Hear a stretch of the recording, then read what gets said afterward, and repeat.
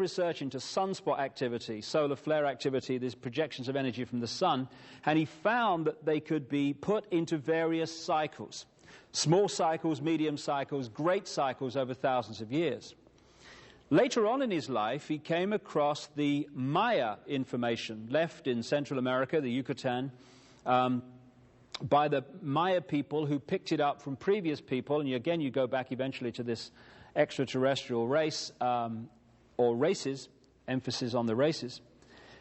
And they have put together a symbolic and mathematical structure that talks about cycles of human evolution, small cycles, medium cycles, great cycles. And Cottrell found, to his surprise, that these Maya cycles of human evolution corresponded, even over thousands of years, in remarkable synchronicity with his cycles of sunspot activity, projections of energy from the sun. He also looked at the various historical cycles and found that the rise and the fall of great civilizations like the Roman Empire corresponded to these cycles of sun energy. So, when the sun changes, we change.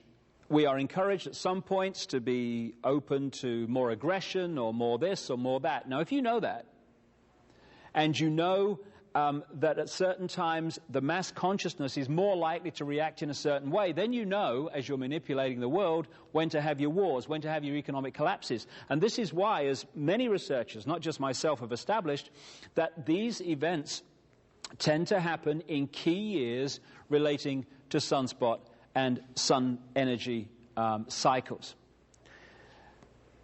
Therefore, in the ancient world, there was the knowledge of the sun in its true importance, in its true effect, and then there was the mass of the people who just looked at it in a totally different way.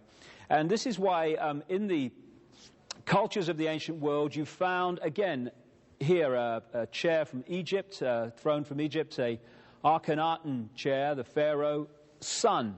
Gold, the solar color, the solar metal. This is why the obsession was with gold.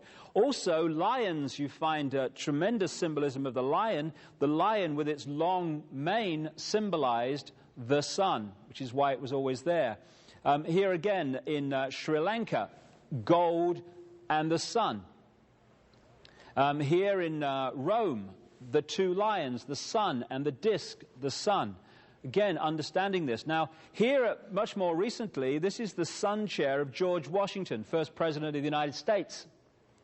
And the reason that you find the symbols of the ancient world used by this high advanced level of knowledge in the more modern world, right to the present day, among the secret societies and among the countries in terms of flags and symbols, etc., is because the same knowledge stream is used today and the same manipulation is used today as always was. Now, this is a symbol that explains so much about religion and many of the symbols you see in the modern world. Because of the focus on the sun in its various levels of importance and understanding, this symbol was devised in the ancient world to symbolize the passage of the sun through the year. They did the circle with the zodiac, zodiac coming from a Greek word meaning animal circle appropriately. They broke the circle into 4, the seasons, with the cross, and they put the sun on the cross. I've heard that somewhere before.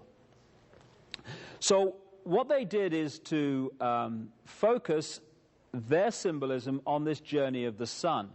This is why when you look pre-Christian, pre-Jesus, you find an endless stream of deities in the ancient world who were given birthdays of December the 25th.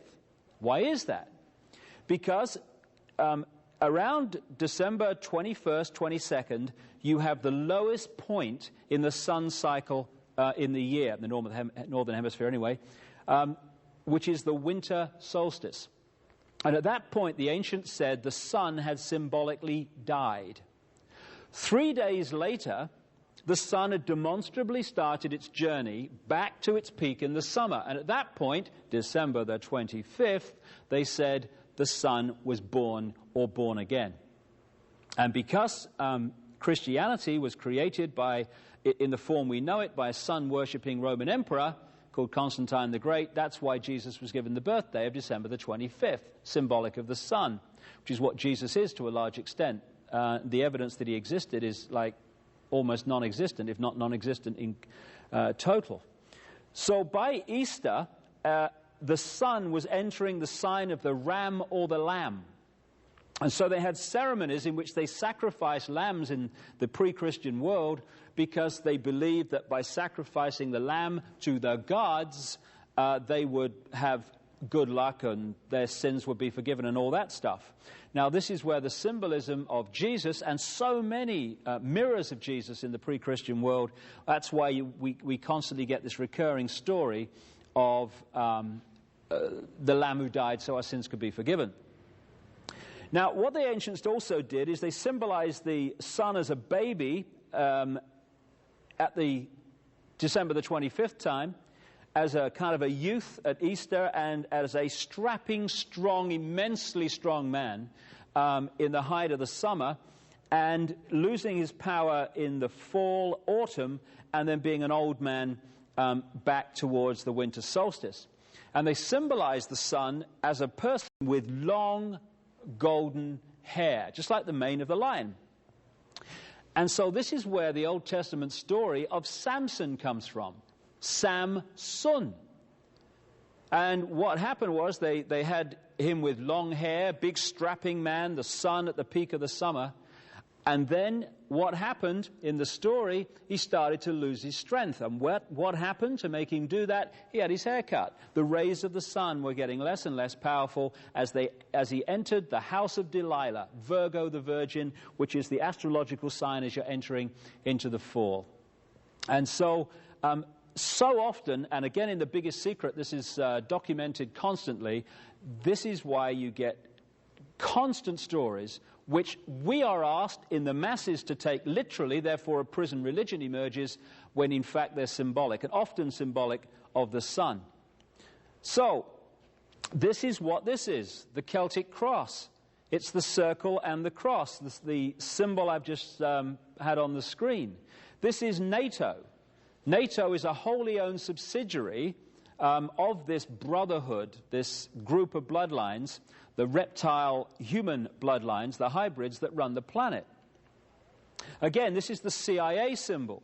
Again, there's the cross with the sun on the cross.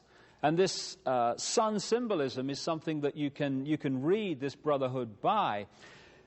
I came across this shot, or this symbol, in the City of London. Now, we'll get to this. The City of London is the operational epicenter of this global web of manipulation. And this is across the road from St. Paul's Cathedral. And again, you see the same symbolism. And on the center, you've got the black sun. Now, the black sun symbolizes two things. It symbolizes the negative use of solar energy. And it also symbolizes something that's becoming more and more obvious and people are becoming more aware of. And that's that it's not just the planets that go around the sun in this solar system. This solar system is also traveling around a central point.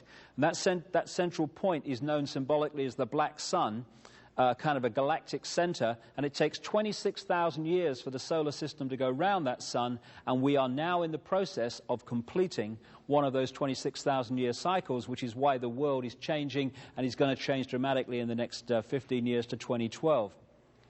So again, this symbol keeps coming up in the modern world as well as the ancient one. Now, even in the design of cities, which this brotherhood has in the modern world controlled, you see exactly the same symbol.